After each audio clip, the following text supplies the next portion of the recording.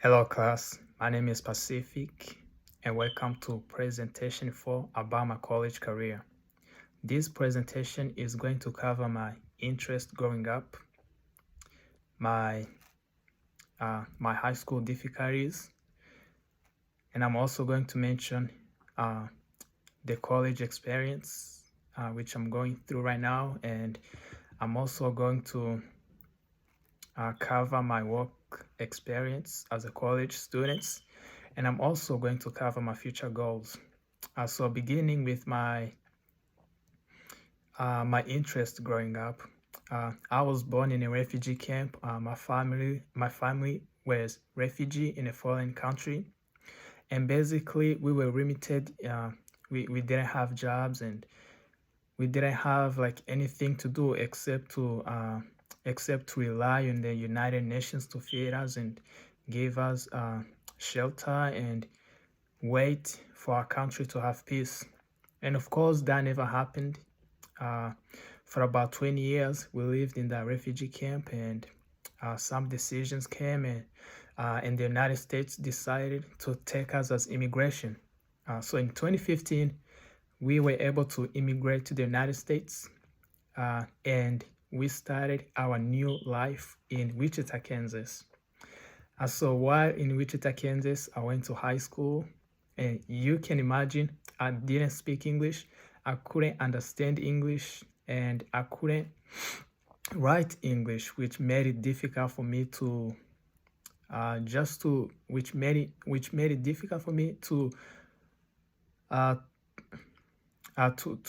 which made it difficult for me to get used to the school system. So they put us in classes where we had to learn English 4 hours a day. So about half of the school day, we will learn English. So I managed to graduate, of course, with a low GPA score and a worse ACT test. And somehow this college was able to take me in, and they filled the FAFSA for me, and they also offered me every help that I could get to succeed. From laptops, they give me a tutor, and from there I went to college. I didn't know what to study, so I took as much general classes as I could.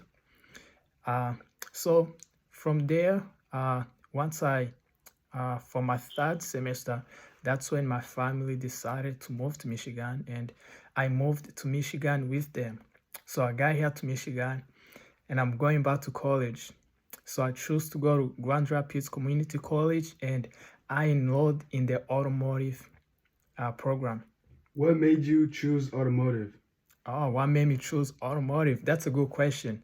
So what made me choose automotive is that I did a lot of research. I didn't know what to study, and I noticed that there is a lot of African businesses. We're talking about restaurants. We're talking about our CPA's offices. We're talking about the markets, and all those small businesses. There was something that was missing, that was in high demand, which is having an auto shop. So I went to school with a goal in mind to establish an auto shop, perhaps auto sales. So I went through that program at GRCC. So, and I remember one of my favorite professor handed me this book. So this book right here, it contains, every little bit of information that you can learn about cars, especially for someone like me who does not have any background in the automotive. So I tried as much to read this book as much as possible, and I think this week I was studying for my to take my test, my AAC test, and I went through this book, and it's amazing. I took it. I didn't pass it, but I failed by one question. So I'm just happy that next time I'm gonna have to study deeper. The next time I'll be able to pass it. So after going through the automotive program at JRCC, uh, I, I, I, I, I received a job at a dealership courtesy Chrysler dealership, and I worked there for about a year, and it's and it was and working at a dealership, I was limited to do the oil changes. And for some of you who were able to go through that experience, you know that for someone new, especially someone who doesn't have any background in the automotive, they spend at the oil change lane for about 1 to 2 years. So I didn't want to spend that many years at a dealership doing the oil changes, because I know I could those years I know that I could do something even more productive. So I decided to leave the dealership. Why did you leave the dealership? So, dealership is the best place that you can get your job as an automotive major.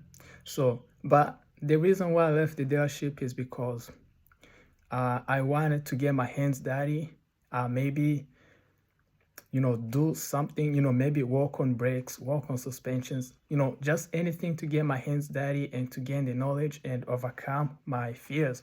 So I obviously, working at a dealership, you're not gonna mess with those cars. Those cars are too expensive to mess with. So basically, it takes a lot of experience and a lot of training and lots of years in order to work on those cars. So I was looking at I was looking for a job outside of a dealership. So I found a job at Wella Truck Parts. So from there, I was rebuilding transmissions, which I thought was a great experience for me to have. It was complex. And it was paying me 30% more. So I was enjoying it. But then the job started to become more, I would say, more repetitive. So I was like, maybe I should go back to school and see where my potential is and see where I could find my place in the automotive industry. And that's why I went to Ferry State University to pursue my bachelor's degree in the automotive management. Of course, I still have a goal to open an auto shop, auto sales in my community, because there's a high demand for that, and that is going to take a lot of years, a lot of experience, and lots of education. So me attending Ferry State University in the auto management program, I learned a lot of financial management and how business works. And so I was able to create one of the project. This is the dealership that I built, and this dealership I built it from scratch. This is one of my favorite projects. I was able to build a multicultural dealership from scratch, and it took me 4 months, and this thing is 200 pages. And the way that this business plan is created, I still use those methods. I still use those strategies to do other projects outside of automotive.